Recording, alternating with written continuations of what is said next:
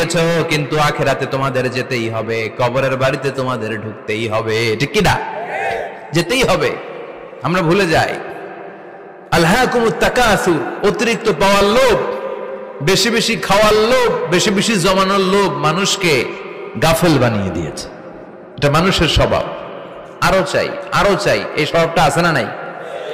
দেখবেন ছোট বাচ্চারা মসজিদের দোয়া অনুষ্ঠান শেষে জিলাপি দেয় না? বড়ে কৃষ্ণপুর কি দেয়? আগে বাতাসা দিত না, এখন কি দেয়? জিলাপি দেয়, মিষ্টি দেয়।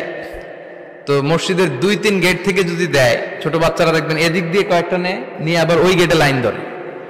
ওর হাত হলো ছোট হাত, ওর হাত ভর্তি জিলাপি, আর নেওয়ার জায়গা না, এরপর আরেক জায়গায় লাইন ধরছে, আরো লাগবে, আরো লাগবে, এই আরো আরো আরো চাই। এই স্বভাবটাই মানুষকে কুড়ে কুড়ে শেষ করে দিয়েছে। এত লাগবে কেন তোমার? চাহিদার কোনো শেষ নাই। Unlimited demand of human being. যার আছে বেশি তার চাই বেশি। যার সাইকেল আছে তার হোন্ডা চাই, হোন্ডা আছে তো প্রাইভেট কার চাই, প্রাইভেট কার আছে তো প্লেন চাই, প্লেন আছে তো হেলিকপ্টার চাই, হেলিকপ্টার আছে তো ওইটা চাই, ওইটা আছে তো সেটা চাই, ঠিক কিনা? এলাকার মেম্বার যে হয়েছে চেয়ারম্যান হতে চায়, আছে না নাই? চেয়ারম্যান সাহেব এমপি হতে চায়, আছে না নাই? এমপি সাহেব মন্ত্রী হতে চায়, আছে না নাই? মন্ত্রী সাহেব প্রধানমন্ত্রী হতে চায়, আছে না নাই?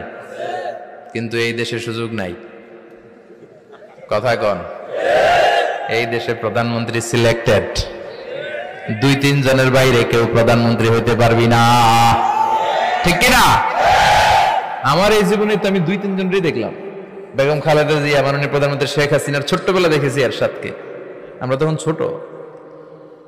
তো মানুষের চাহিদার কোনো শেষ নাই। যার আছে বেশি তার চাই বেশি।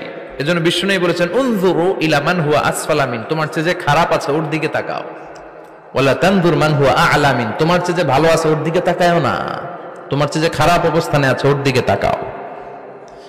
অনেকে নিজের অবস্থান নিয়ে সুখী না, এরকম আছে না নাই? আল্লাহ আমার এটা দিল না রে, ওইটা দিল না রে, পাইলাম না রে, কিচ্ছু হয় না, কি করবো জীবনে, হতাশ।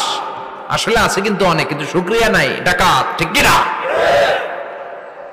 নিজের অবস্থান নিয়ে সুখী না, কিন্তু অনেক লোক আছে তারা আপনার অবস্থানে পৌঁছতে চায়। তাদের দিকে তাকিয়ে দেখেন।